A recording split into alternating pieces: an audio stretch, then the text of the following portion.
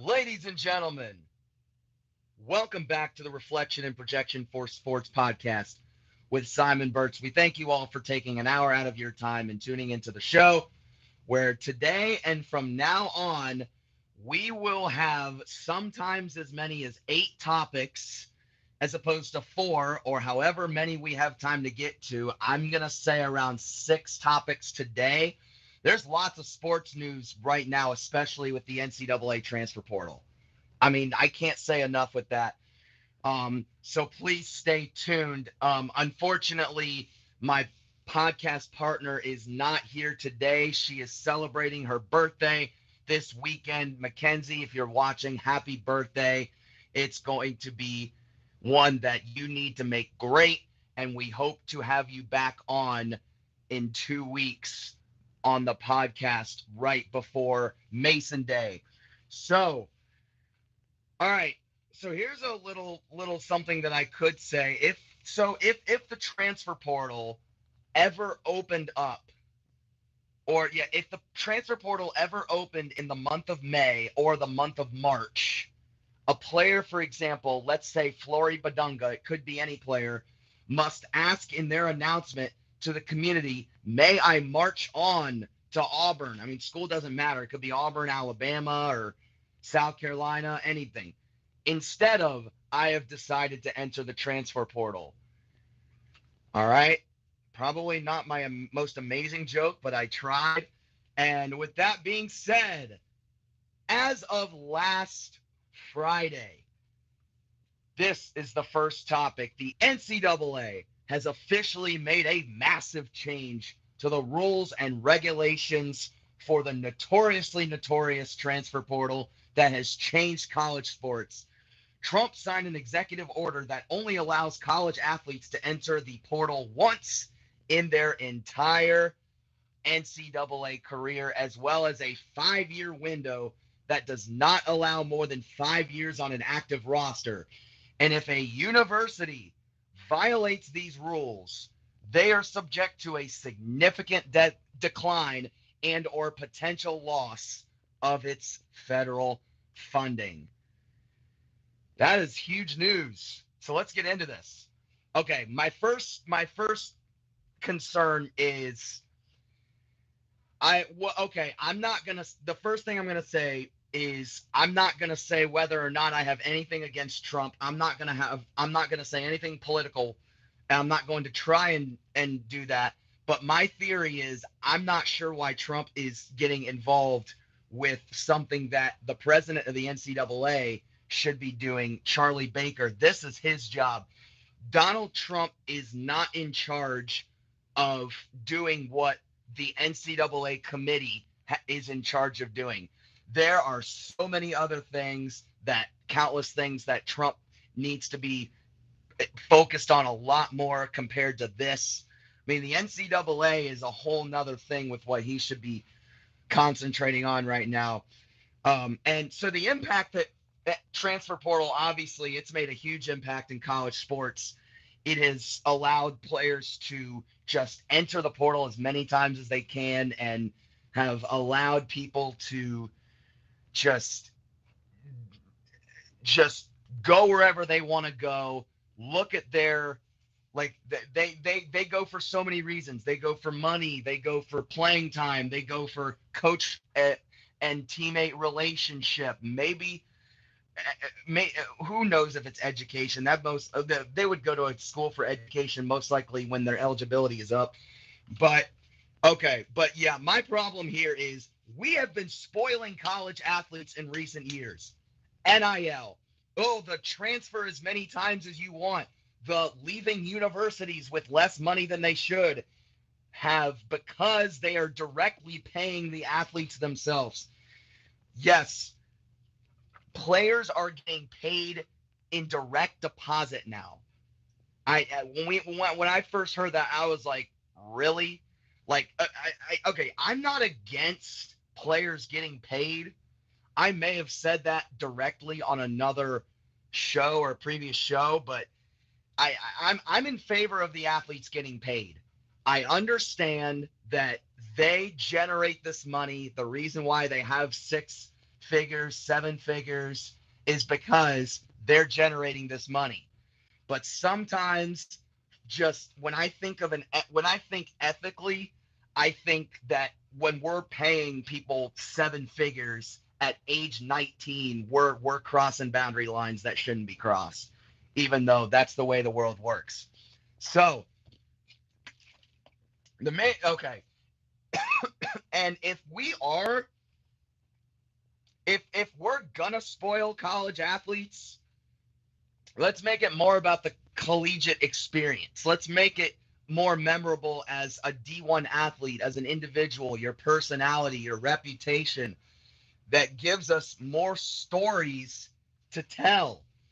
The person getting paid, yay, you got money. People don't care about that as much as the story itself. I mean, money is great. We all want money. That's not to cliche, but overall, when you're, I don't know, telling stories at the dinner table, people don't want to just hear things about, oh, you got paid this amount of money and I need to make more money than this. No, they want to hear about the relationships you've made on and off the court, the relationships you've made with the coaches, and the stories, the comebacks, the funny things in the locker room, and the funny things going on during the game. That's what people like to talk about.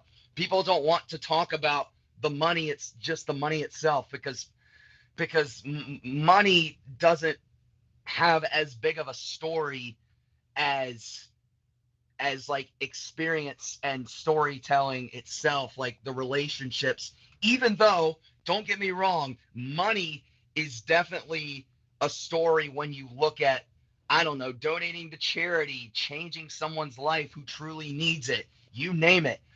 And however, there could be some sort of counter argument that I am going to bring into here.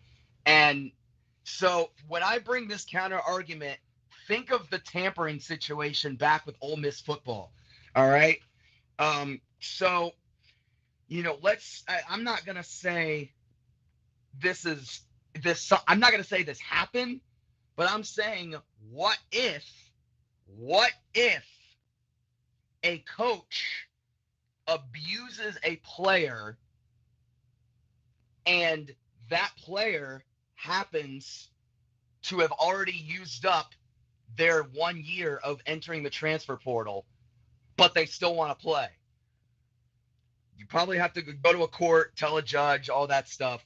But what if that does happen after August 1st, 2026? And like I talked about back in January, when, with tampering and Ole Miss and Dabo Swinney and his thoughts about that, that was one of the biggest topics in all of college sports at the time, was that tampering situation. And like I said, you absolutely have to feel bad for the kid when they're just being super pushy, and it's not how this should work. And my theory with this situation, okay, if this really did happen, if a player, if a player is in their third or their fourth year, or junior or senior, and they have already entered the portal, and they have a coach who's being verbally or racially abusive, or a coach that is being just rude and just making you uncomfortable, sometimes quitting is the right thing to do. And the NCAA is the main thing. Is the NCAA and all of sports, these big sports organizations, they are committed to making their environments as equal, inclusive, and as diverse as possible, making everyone feel included. And so if you're going to abuse somebody, and you like I said, if you happen to only have so much eligibility, or no, like, if you don't have any years left to go to the portal, then that could be a huge problem. But the bottom line is, the portal's getting out of control. I've totally lost count by now of exactly how many NCAA men's and women's basketball players are in the portal right now. It's definitely four figures. I'll say that. It's over 1,700. I don't think I've ever seen the portal like when they made the decision, right? When I saw they made the decision last Friday to make these rules, in my mind, I was thinking, oh, is this portal about to be crazy? And I'm also like, oh, are they gonna make some NCAA athletes angry? Like, it's the last few years. It's been, oh, didn't get enough playing time, or oh, not getting paid enough. I'm gonna leave. I'm gonna go to the portal and hope to find success and future endeavors somewhere else. Um, but yeah, the portal is getting out of control. I'm glad they made this rule. Um, and like I said, I'm not sure why Trump's getting involved in it. It's not his job, but at least somebody did sign the executive order that this rule is now implementing starting August 1st. And that is that. So let's go to the next topic.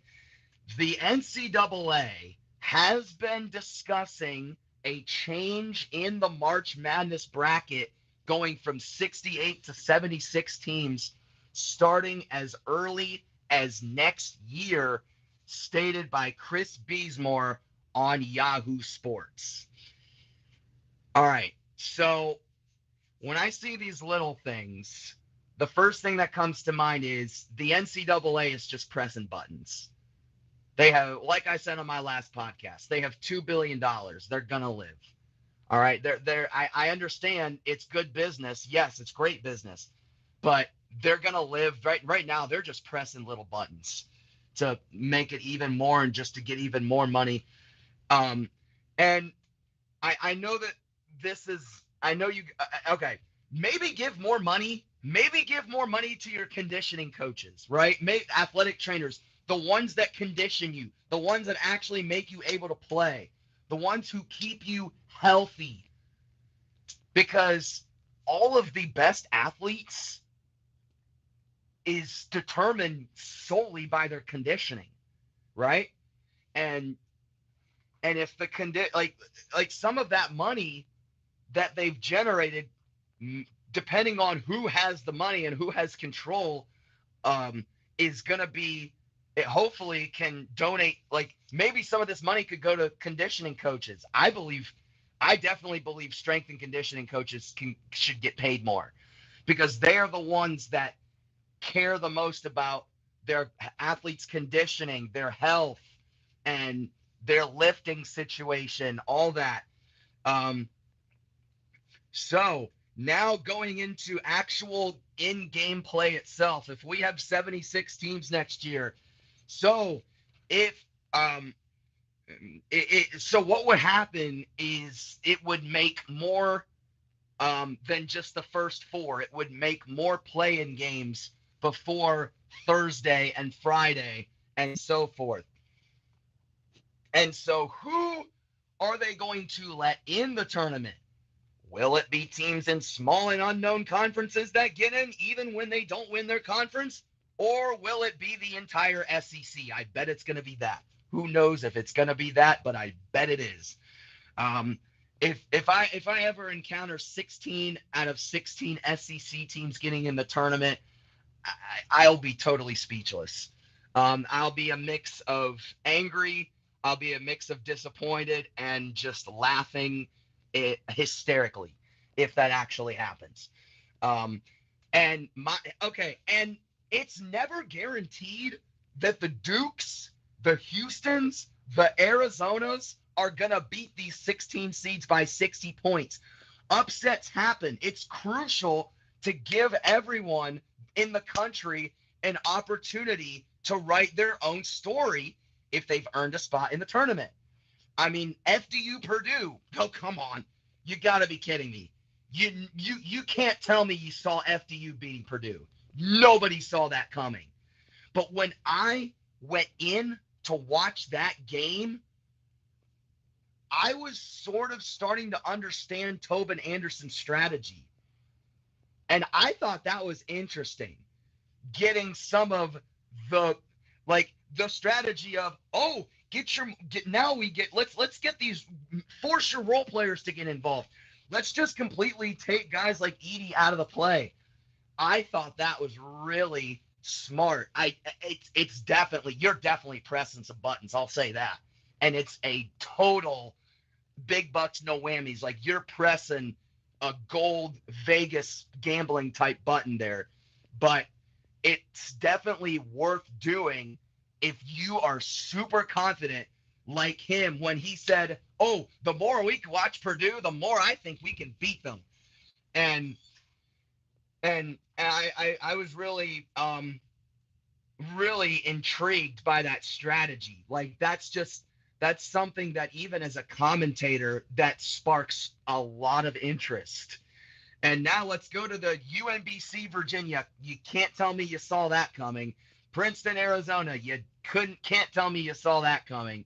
And also Oakland, Kentucky. Please don't tell me please don't tell me you saw that coming at all. I get Calipari was finished rough at Kentucky, but now he's driving the bus, man. He's driving that SEC bus right now, is Calipari. He was doing a great job. I know they kind of held on to a thread against High Point. But so, and yeah, like these one seeds, it's not guaranteed that they're gonna upset the 16.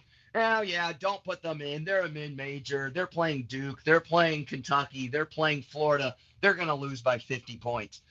I'm not trying to say that I'm gonna trust what I see with the score of the Prairie A&M, Prairie View A&M and Florida game. I'm saying that it's never guaranteed, and the fact that Miami, Ohio was the last team to get in the tournament with an undefeated and perfect regular season, I don't even think it should matter if they lose their first tournament game at all. And I understand that NIL is making an impact on mid-majors. I understand. But it's March. You've got to expect the unexpected. It's non-negotiable. You've got to expect the unexpected in March. I mean, what's not to like about March Madness? People want to see these Cinderella stories. People want to see these mid-major schools get a crack at them. If these mid-major, I could make a little bit of an argument here. If the mid-majors stop making the tournament and they just don't ever make it, I mean, outside of the family members, like, what's the point of watching? What's the point? And so that's really my point with that. Just understanding that sometimes it's gonna be worth two maybe three A10 teams, or two or three MAC teams, Metro Athletic Atlantic. I don't know, but if we see 16 SEC teams in it every year, then then it's literally, you think of it as an SEC tournament at that point. All right. So, okay, this is something that I feel I should discuss. Jaden Ivey waived from the Bulls because of anti-gay comments he made on social media, and also arguing that he was treated unfairly compared to Anthony Edwards after he used a homophobic slur and got fined $40,000, but didn't get waived like Ivey did a couple weeks ago. So obviously, this is definitely a serious topic. So the main thing that I want to say about this is we have freedom of speech. he can say these things, but when you think of the entire list of everything he said that is just related to he's your Lord and Savior, and he's doing this and the Bible and just the full Christian view set, that's just not the most important thing here. The most important thing is he can say these things, but the most but there are consequences that just know there's going to be consequences to your actions. All right? And it's important to be mindful. Like absolutely, like I said, you can say these things, but like you can say whatever you want, but the smart thing to do is you need to be mindful of other people. Like we still obviously there's definitely um I will admit that the issue of inequality has existed forever, right? And people today still feel the need to convey a, I don't know, ethnocentric approach, even all this time after slavery was abolished, after this time Title IX was enacted, and 11 years after Obergefell v. Hodges was enacted. Just all these little things talking about, like, ever since LGBTQ came into play, that like it's a thing. Gender identity goes beyond male and female, and that is just going to keep growing as these years go on, even though Trump and the Trump administration is trying to just demolish it and trying to get it downhill to where it's, in their perspective, non-existent. Um, so, and the NBA in general, it has a little bit of a problem, right? So the NBA, this important concept of consequences, right? Like like look at Jaden Ivey. He knew, like he says many times, how is it conduct detrimental to the team? How is it like he said multiple times, how was, like, I did this, I did that, I said good job, good stuff, good shot. That's not important. What's important is if you're going to say something that violates Title IX, that violates that, like, that is anti-LGBTQ, if you're going to say things like that, just know that consequences such as being waived are going to come at you. All right. And another thing is, if you are purposefully, like, I'm not sure if he knew in the moment that it was anti-gay.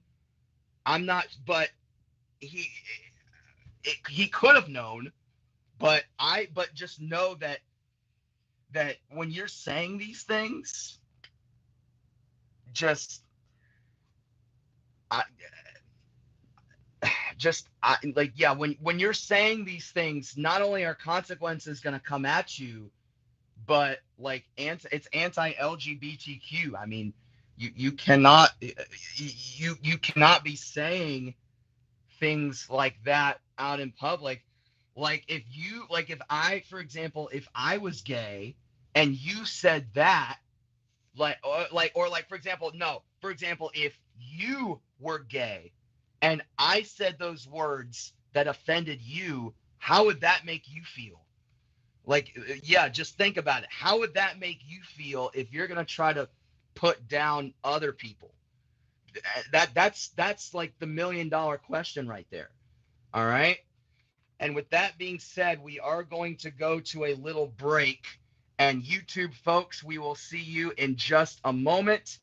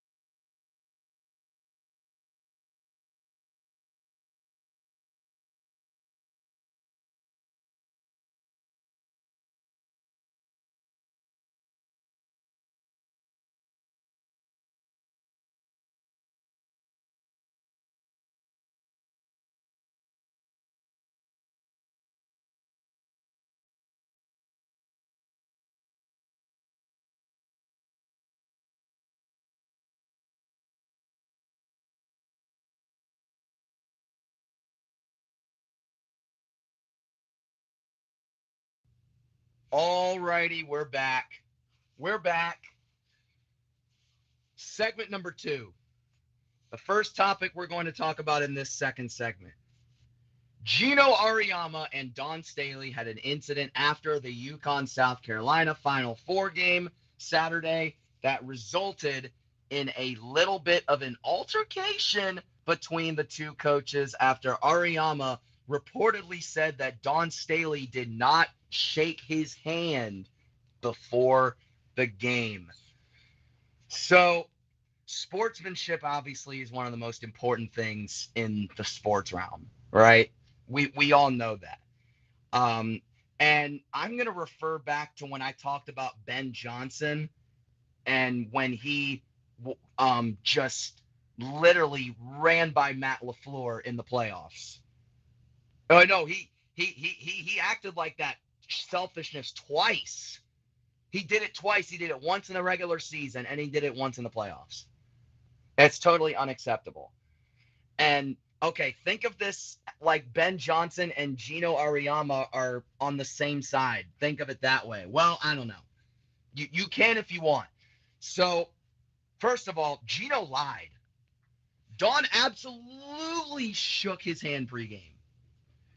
You can go back to the footage and see that Staley clearly shook his hand. I mean, it's clear as day. And so, okay. All right. So Gino made a statement based on this situation. There's no excuse for how I handled the end of the game versus South Carolina. It's unlike what I do and what our standard is here at Connecticut. I want to apologize to the staff and the team at South Carolina. It was uncalled for in how I reacted. The story shouldn't be how well South Carolina played, and I don't want my actions to detract from that. I've had a great relationship with their staff, and I sincerely want to apologize to them. Dawn Staley wasn't even mentioned once. The name.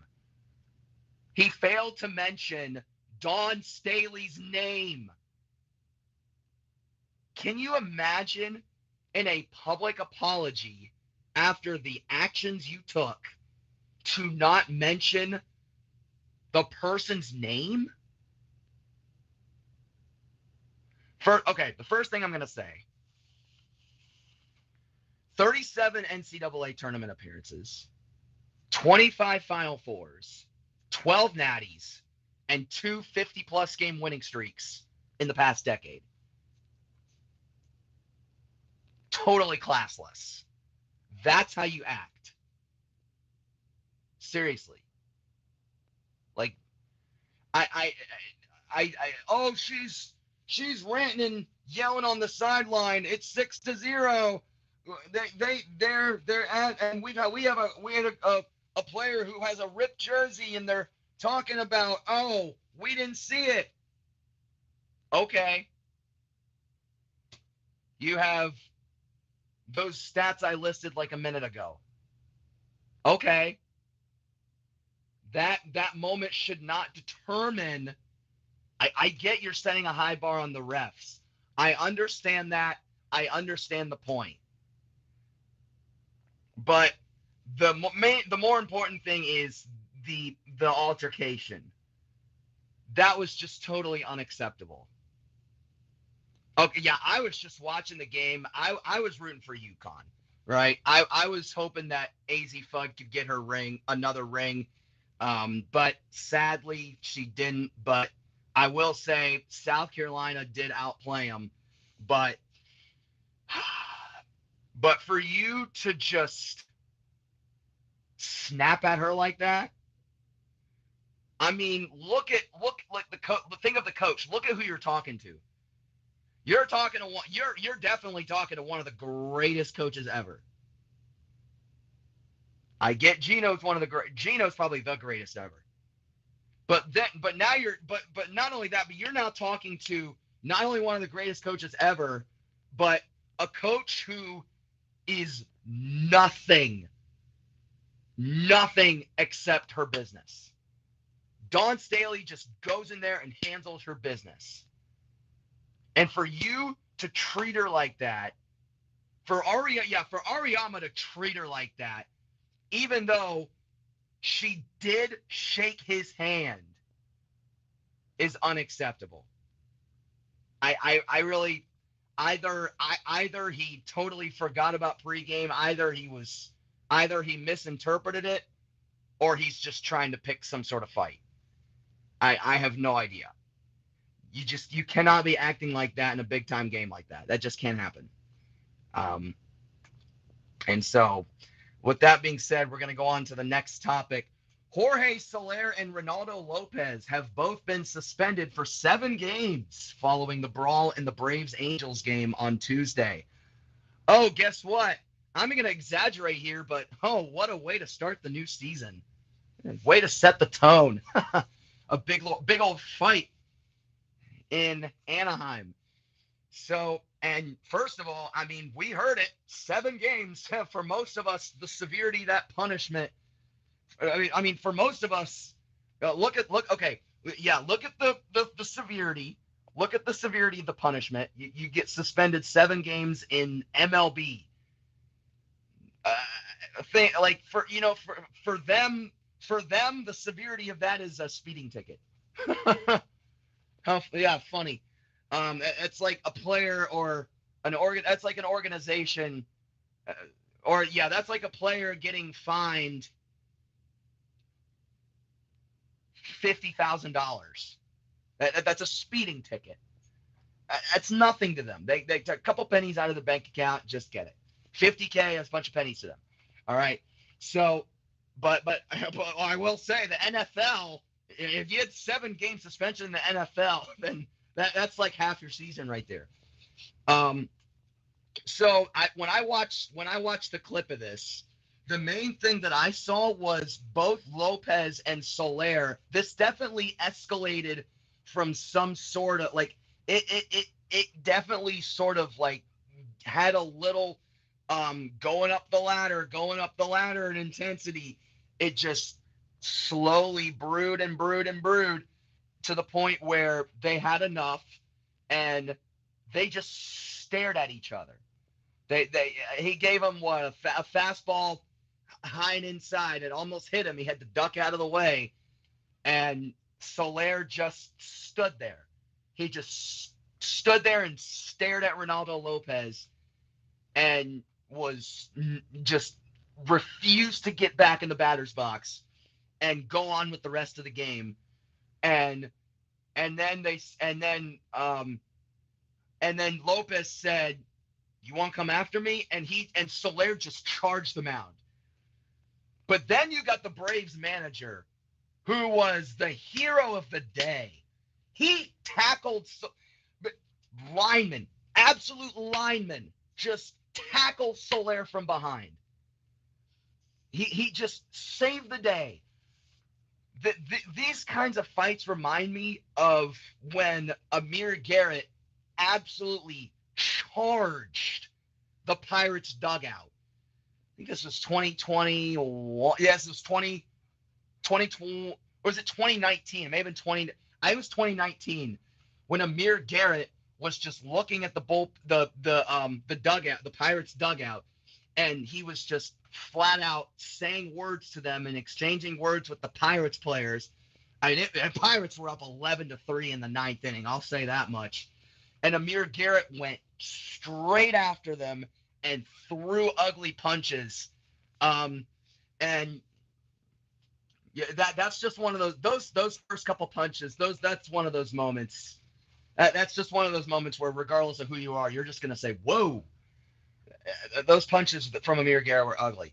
But also the reason why I'm mentioning that fight is because that fight lasted a lot longer than this one did 3 days ago. It's just when you look at the punishment, the consequences, and the severity of the consequences, it's not necessarily how long the fight lasts. It's about the actual actions you take, right? It's not because of what the game situation is. It's not because someone has a shorter, long history of being in fights. It's the severity of the action. Jorge Soler, I get it. He's batting over 500 against Ronaldo Lopez. We get it. But that was totally uncalled for. Soler isn't the biggest brawl type guy, but in all, you shouldn't be doing that kind of thing. Even though they're players, they act like kids. It's just simultaneously gonna happen, right? Um, but I was just like when I it took me a few seconds to um it took me a few seconds to fully distinguish exactly why they were fighting. I sometimes zoomed in on the screen on Soler's face as much as I could, and I was kind of trying to read his lips, and he was saying things that I mean I'm on live here. I can't say what the things that these guys were saying. I can't necessarily say them. I would get in big trouble if I did. But you guys know where I'm going with that. Soler and Lopez, with that being said, they have been suspended for 7 games. That's not going to hurt Soler, but I'm trying to think. Is Lopez suspended 7 Braves games, or is he suspended 7 games that he's scheduled to start? Because that'd be like 30 games. No, it'd probably be just 17 games. I think a 35-game suspension would be ridiculous because if you talk about if you're saying 7-game suspension from the games you're scheduled to start, now that's like a whole month right there. All right. Well, maybe a month and a half to 2 months. Sometimes, yeah, you guys get it. So to conclude the show today, this is it. This is, in fact, the final show before round 1 of the NFL draft. So we have to get predictions. Drop some stuff in the comments if you like. Let's discuss some key picks. First thing I'm going to say, some people have already most likely taken Mendoza out of the conversation and are saying, yep, he's going to be number 1. And others are saying they think Mendoza is going to drop. I really think Mendoza is going to go number 1. The Raiders need a quarterback. I get the top 3 teams all need a quarterback. The Raiders, the Cardinals, and the Jets, they all need a quarterback. Jets are picking 2nd, Cardinals picking 3rd. Yeah. Raiders, Jets, Cardinals, they all need a quarterback. I'm sorry I lost my order there. I said the Cardinals before the Jets. I knew the Jets were picking before them. I just wanted to stick to the right order. So the reason why I think Mendoza is going to go first, he has the highest quarterback rating. He has the most touchdowns. He's top 15 in yards, making plays many times like that one in the Natty on 4th and 1. I mean, I don't see why he doesn't go number 1. The quarterback, it doesn't matter what you have. The quarterback changes the whole course of your team. If you don't have a good quarterback, you're not going to have an amazing season. Okay, unlike Sam Darnold in the dark side, right? Okay. So now we get into like picks 2 through 7, 2 through 8. This is where it gets a little bit trickier. I've got 2. Okay, first off, the first thing I want to say is this year and next year, the Jets better draft well. They have 5 first-round picks between this year and next year, 2 first-rounders this year, and 3 next year. And this year, they have the number 2, 16, 33, and 44th overall pick all in one draft.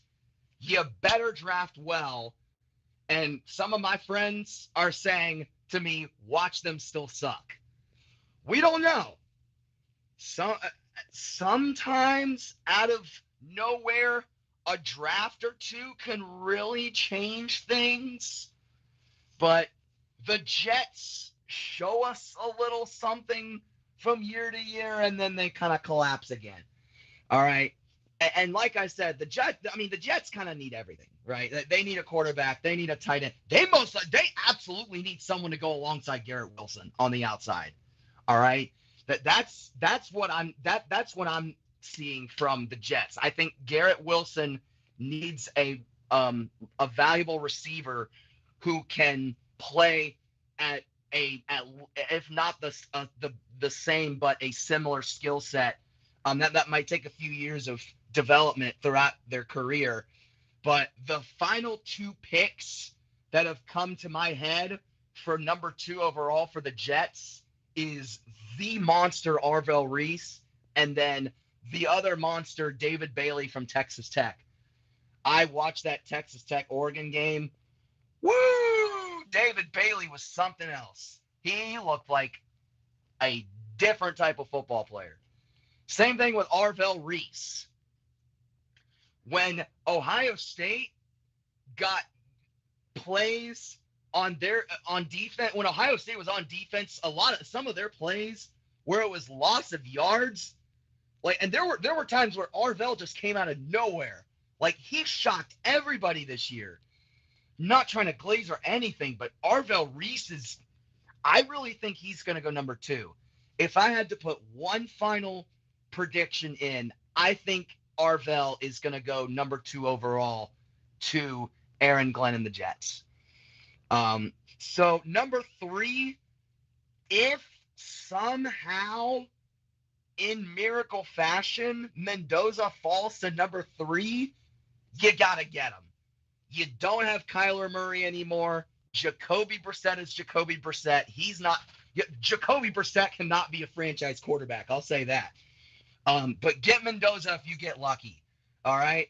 Or if you don't, then just wait until next year and really, really tank. Maybe trade a bunch of your key players for a bunch of first-round picks.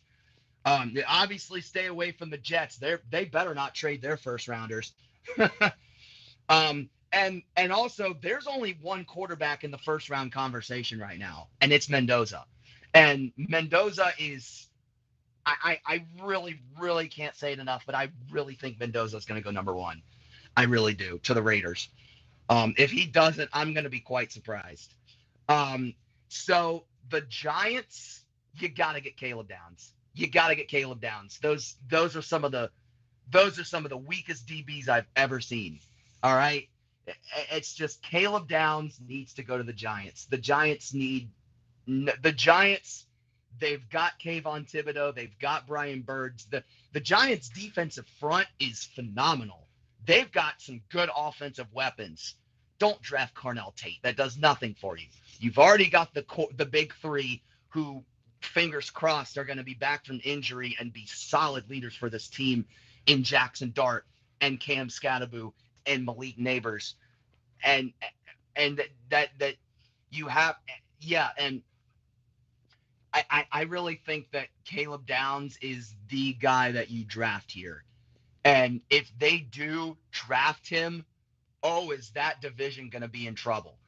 I could see Caleb Downs as the equivalence of 2, maybe 3 linebackers or safeties or corners. I mean, seriously, Caleb, yeah, he's literally the equivalence of at least 2 linebackers and safeties. Because he's that good, and he would change the bulk of your defense. And obviously the Commanders want him too, but can't forget about Jeremiah Love in that Notre Dame running back. Where does Jeremiah Love go? Do the Cardinals draft Jeremiah Love at number 3? I highly doubt it because they've got James Conner already. Does he go to the Commanders? This is tricky. Jeremiah Love had an amazing year at Notre Dame. That's a tough one. Um, and the Lions got to get it together defensively. Oh my goodness. Oh my goodness. Like the Lions have to be one of the more inconsistent defenses in the league. We saw it on display this year. This past year, the Lions just did not have their best year. And the Lions are kind of like the Giants. They need people in the Lions need people in that secondary. They've got Aiden Hutchinson, who's going to be just fine. But my goodness, please beef up that defense. If the Lions draft another offensive player or any offense, I'm just gonna be in shambles. I just don't think I definitely don't think Caden Proctor's the move here. I think Dylan Thieneman, the safety from Oregon, I think that's a solid pick for them. I think that's a really good pick for them. Or they could get maybe they could get Jacob Rodriguez. Maybe they could get Akeem Mesidor. As long as they draft well defensively, they're going to be in a much better spot. Why not play for Dan Campbell? Dan Campbell's one of the nicest guys. All right, and now for the Panthers. We've got the 19th overall pick. When I was first watching David Bailey, I thought, please get him to my Panthers. And then he's in the conversation of where he's at, and I'm just like, never mind. He's gonna go way too soon. And the number one player that I really, really, really, really want is Rueben Bain. I know that's a stretch. Rueben Bain's gonna be is probably going to be a top 15 pick, if not top 12. I want Rueben Bain so badly. But if it's not for Rueben Bain, I would want either Akeem Mesidor, if not him, Jacob Rodriguez, from the linebacker from Texas Tech, or I thought about the safety from Tulane, Emmanuel McNeil-Warren. I thought about him and then was like, we've already got Moehrig. We've already got Nick Scott. We've already got Scorton, who can be a spectacular safety at times. I think my number two positions, I think, are an edge or a linebacker. We need defense. Our core receiving unit is already amazing. We could make a late draft pick when it comes to offense, but defense needs to be prioritized over everything. Everything. And I mean that. Because there were games where we looked like a top 5 team in the league. Look, the Rams. That Rams game. That what else? What was another? I'm trying to remember another big game that we won. Oh, the Packers. That Packers game. Those games, we looked like top 5 teams in the league. Even that Rams even we lost that playoff game to the Rams, we still looked like a top 5 team. And then you have games like the Saints. Those 2 games against the Saints. I mean, good Lord, we looked like a bottom 5 team in the league in those games. We need to be consistent. I am tired of this inconsistency. You guys got to feel my pain here. Being a Panthers fan sucks. And it has been for a long, long time. But we're finally shining a light in the right direction for the first time. First time, yeah, since the Cam Newton era. Man, long time ago. Cam Newton was the guy back in the day. Like I said, I think it's going to be a fantastic draft. I'm interested to see where everybody goes. I'm going to have crazy reactions. I'm going to have moments where I'm just stunned and not want to say anything and this and that. But I think it's going to be a great draft. I hope that everybody or like at least the majority of teams get what they need, get what they want, um, be able to fight around, even try to fight teams that are fighting like the Packers who don't have any first rounders till 2028. I mean, they traded those they traded away those picks for Micah Parsons. Um, so and look at where Micah Parsons is now, ACL. So I just don't know if that was the right call right there. And with that being said, we have to conclude the show there. Thank you all very much for tuning in to the show. And YouTube folks, we will see you very, very soon.